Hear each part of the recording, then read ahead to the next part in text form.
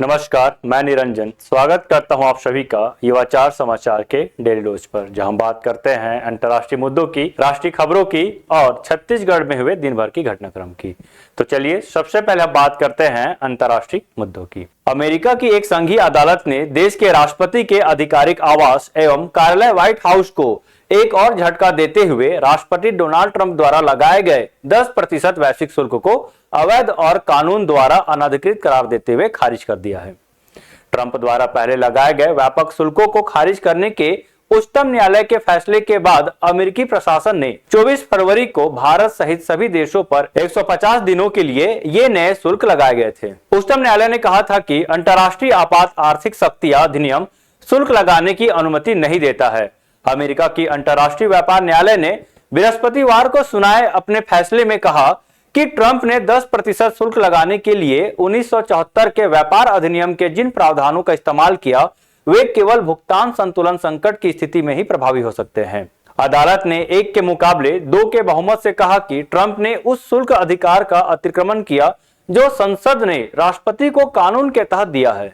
बहुमत ने अपने फैसले में कहा कि यह शुल्क अमान्य और कानून द्वारा अनधिकृत है। न्यायाधीश मार्क ए बार्नेट और क्लेयर आर केली ने अपने फैसले में कहा कि यदि राष्ट्रपति को भुगतान संतुलन घाटे की पहचान करने के लिए उप खातों में से चयन करने की शक्ति मिल जाती है, तो जब तक प्रत्येक उप खाता संतुलित नहीं होता, राष्ट्रपति हमेशा भुगतान संतुलन घाटा दिखा सकेंगे। दोनों न्यायाधीशों ने कहा कि कानून की इस तरह की व्यापक व्याख्या ट्रंप को शुल्क लगाने की वह असीमित शक्ति देगी जो संसद के पास है। उन्होंने कहा कि सरकार द्वारा की गई कानून की इस व्याख्या को स्वीकार नहीं किया जाना चाहिए। खबरों में आगे बढ़ते हैं, बात करते हैं स्वास्थ्य से संबंधित प्रमुख खबर की। नए वायरस की एंट्री, इसके प्रभाव में 23 देश आ चुके हैं। जी हाँ, दुनिया भर में एक बार फिर एक दुर्लभ लेकिन खतरनाक वायरस चर्चा में आ गया है।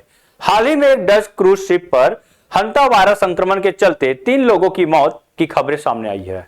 यह जहाज केप वर्डे के पास 3 मई को पहुंचा, जहां कई नागरिक सवार थे। इस घटना के बाद वर्ल्ड हेल्थ ऑर्गेनाइजेशन समेत कई अंतर्राष्ट्रीय एजेंसियां जांच और नियंत्रण में जुटी हुई है। आपको बता दें, हंता वायरस दरअसल वायरसों का एक समूह है जो मुख्य रूप से चूहों और अन्य कृंतकों के पास पाया जाता है। यह वायरस उनके मूत्र, मल और लार के जरिए इंसानों में फैल सकता है। यह दुनिया के कई हिस्सों, यूरोप, एशिया और अफ्रीका में पाया जाता है और इसके संक्रमण से हल्के फ्लू जैसे लक्षण से लेकर गंभीर फेफड़ों की बीमारी तक हो सकती है। हंता वायरस का संक्रमण आमतौर पर उन जगहों पर होता है जहां इंसान और चूहे एक साथ रहते हैं। यह वायरस दूषित हवा में सांस लेने से, त्वचा के कट जाने से, आंख या मुंह के जरिए शरीर में प्रवेश कर सकता है। बहुत ही दुर्लभ मामलों में चूहे के काटने से भी इसका संक्रमण मनुष्य में फैल सकता है। सामान्य परिस्थितियों में यह वायरस भीड़-भाड़, बाजार या ऑफिस में सामान्य संपर्क से नहीं फैलता। हंता वायरस संक्रमण के लक्षण 1 से 4 हफ्ते के भीतर दिख सकते हैं। वहीं कुछ मामलों में 8 हफ्ते तक भी इसके संक्रमण दिखने की संभावना बनी रहती है। वहीं अन्य लक्षण की बात करें तो पेट दर्द, उल्टी, मलती, दस्त और गंभीर लक्षण की हम बात करें तो सांस लेने में दिक्कत और फेफड़ों में संक्रमण संबंधी रोग है। आपको बता दें, सामान्य तौर पर हंता वायरस तेजी से फैलने वाला वायरस नहीं है, क्योंकि यह मुख्य रूप से चूहों से इंसान में फैलता है। वही हम बात करें, हंता वायरस भले ही आम वायरस न हो, लेकिन इसके गंभीर प्रभावों को नजरअंदाज नहीं किया जा सकता। चलिए खबरों में आगे बढ़ते हैं। अब बात करते हैं राष्ट्रीय खबर की। ऑपरेशन सिंदूर की पहली वर्षगांठ पर वीर जवानों को सलाम। जी हां, आज ही के दिन 8 मई को ऑपरेशन सिंदूर चलाया गया था।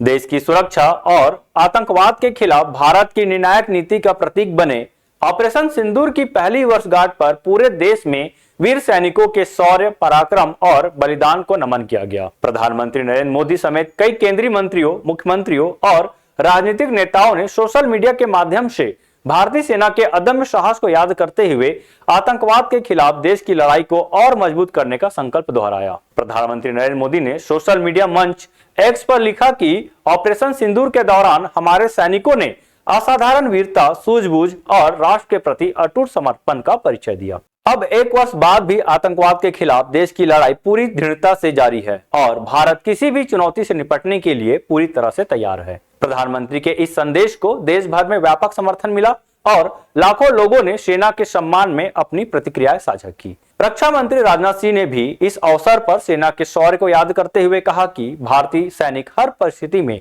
देश की रक्षा के लिए तैयार रहते हैं। उन्होंने कहा कि ऑपरेशन सिंदूर ने साबित किया कि भारत अब आतंकवाद और सीमा पार से होने वाली साजिशों का जवाब निर्णायक तरीके से देना जानता है। हमारे जवानों का साहस देशवासियों के लिए प्रेरणा है। उन्होंने कहा कि भारतीय सेना केवल सीमाओं की रक्षा ही नहीं करती, बल्कि राष्ट्रीय गौरव और आत्मसम्मान की भी रक्षा करती है। यही कारण है कि देश का हर नागरिक अपने सैनिकों पर गर्व करता है। रक्षा विशेषज्ञों का कहना है कि ऑपरेशन सिंदूर केवल एक सैन्य कार्रवाई नहीं, बल्कि भारत की नई सुरक्षा नीति और आतंकवाद के प्रति जीरो टॉलरेंस की स्पष्ट घोषणा के रूप में देखा जा रहा है। इस अभियान ने दुनिया को यह संदेश दिया कि भारत अपनी संप्रभुता और नागरिकों की सुरक्षा के लिए किसी भी स्तर तक जाने में सक्षम है। एक वर्ष बाद भी ऑपरेशन सिंदूर देशवासियों के मन में साहस, राष्ट्रभक्ति और सुरक्षा के विश्वास का प्रतीक बना हुआ है। चलिए खबरों में आगे बढ़ते हैं। अब बात करते हैं छत्तीसगढ़ से जुड़ी प्रमुख खबर की। रायपुर को मिले 3 T20 मुकाबलों की मेजबानी। जी हां, पहली बार भारत आएगी जिम्बाब्वे की महिला क्रिकेट टीम। छत्तीसगढ़ की राजधानी रायपुर एक बार फिर अंतर्राष्ट्रीय क्रिकेट के रंग में रंगने जा रही है।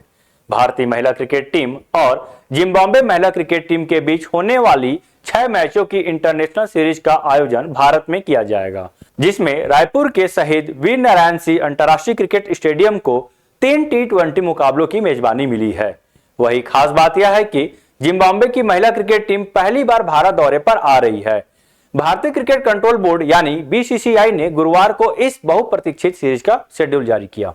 दौरे में कुल 3 वनडे और 3 T20 मुकाबले खेले जाएंगे। T20 मुकाबले रायपुर में आयोजित होंगे, जबकि वनडे मैच बड़ौदा में खेले जाएंगे। रायपुर में होने वाली तीनों T20 मुकाबले अक्टूबर महीने में खेले जाएंगे।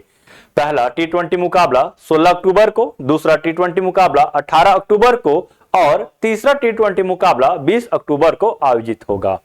तीनों मुकाबले शहीद वीर नारायण सिंह अंतर्राष्ट्रीय क्रिकेट स्टेडियम में खेले जाएंगे। विशेषज्ञों का मानना है कि इस सीरीज से महिला क्रिकेट को देश में और मजबूती मिलेगी। रायपुर जैसे उभरते क्रिकेट केंद्र को लगातार बड़े मुकाबलों की मेजबानी मिलना छत्तीसगढ़ के खेल ढांचों के लिए भी बड़ी उपलब्धि माना जा रहा है। इससे स्थानीय खिलाड़ियों और युवा महिला क्रिकेटरों को प्रेरणा मिलेगी। तो खबरों में आज इतना ही। कल फिर मिलेंगे इसी समय नई खबरों के साथ। तब तक के लिए मैं निरंजन लेता हूं आप सभी से विदा। शुभ रात्रि।